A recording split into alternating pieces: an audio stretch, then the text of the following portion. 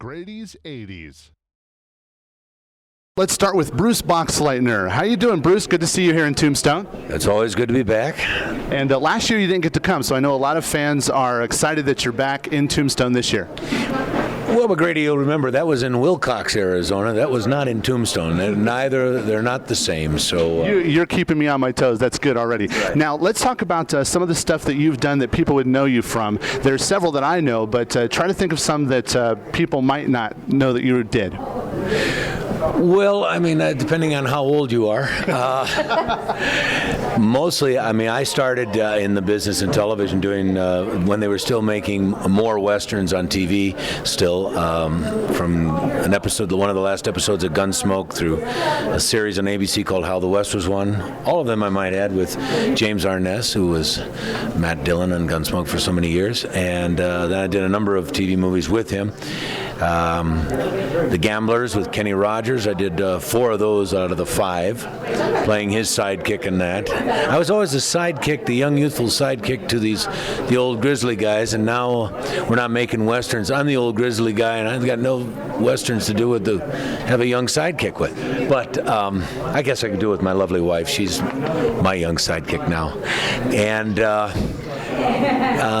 was Scarecrow and Mrs. King with Kate Jackson back in the 80s. And I was doing The Gamblers at that same time as well. And then more recently in the 90s, TV series Babylon 5 and all the various TV movies and so on and so forth. So if anybody's of that age group, they may remember those shows. So when somebody comes up to you like I'm about to do and say that you were one of my childhood heroes as Scarecrow, what do you say to those people? Gosh, I'm getting old. There you go. And also, his wife is here with us, and that's Melissa Gilbert. You remember her from, of course, Little House on the Prairie. That's your big role. But you are the president of the Screen Actors Guild. What's that gig like?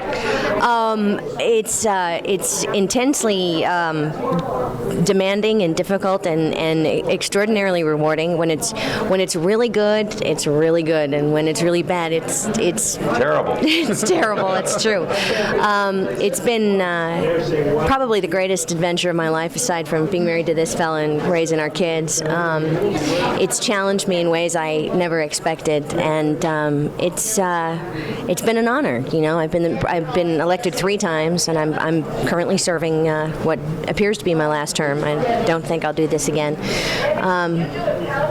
And just, you know, it's been all about balancing my life, my career, my kids, and my other job. And the other job, yes. So tell me, what's some other stuff? I know you just did a made-for-TV movie. What's some other stuff that people have recently seen you in? Well, very recently, actually, last Sunday night, a current modern-day Western that I shot 5 years ago for CBS aired called The Soul Collector that I did with Buck Taylor, who's been here with us this weekend.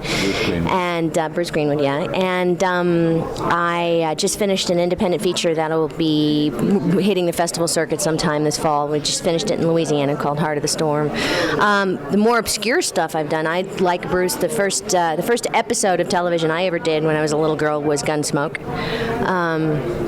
I just remember being a little girl who was scared and cried. And then I made a big career of being the girl who cried. Cried through the prairie for about 10 years, and I've just done a lot of TV movies, about 48 of them at this point, and several plays all over the country in New York and stuff. And I have directed and I've produced, and I look forward to whatever comes next. You know, I don't really plan.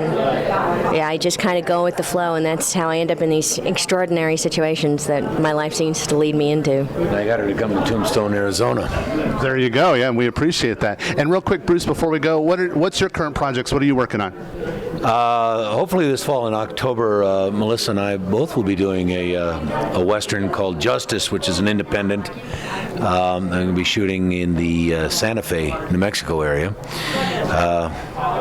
You know, those things, when we say those things, they can always change. But so far that looks good. And as far as that, I'm just out trying to get work like every other actor, you know.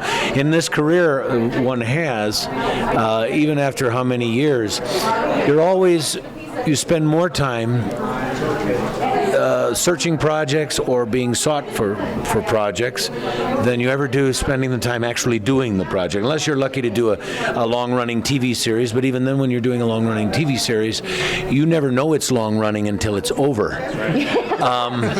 Because every season you're going, are we going to go on next season again? And if the ratings and those things are great, or the reception is great, generally you can feel pretty good. But we're living in an age now where reality TV is probably the norm now, and strangely enough, the television that Melissa and I both, certainly we started in, that world has changed radically, and it's not the same. And I have to say on behalf of a lot of actors, we're out there having to fight a lot of odds now where actors before us didn't.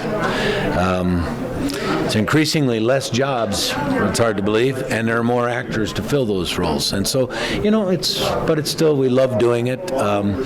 This venue is one of those things in which I managed to drag my wife here. Now I think she's kind of enjoying it. It's kind of fun.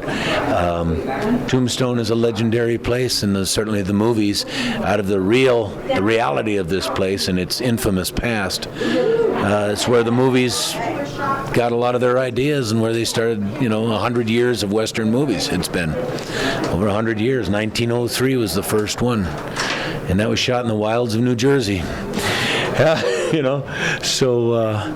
But Tombstone's where all that, and places like it is where all that was given birth, So it's kind of fun to come here. I like it. Well, I appreciate you guys coming, and thanks for talking to me.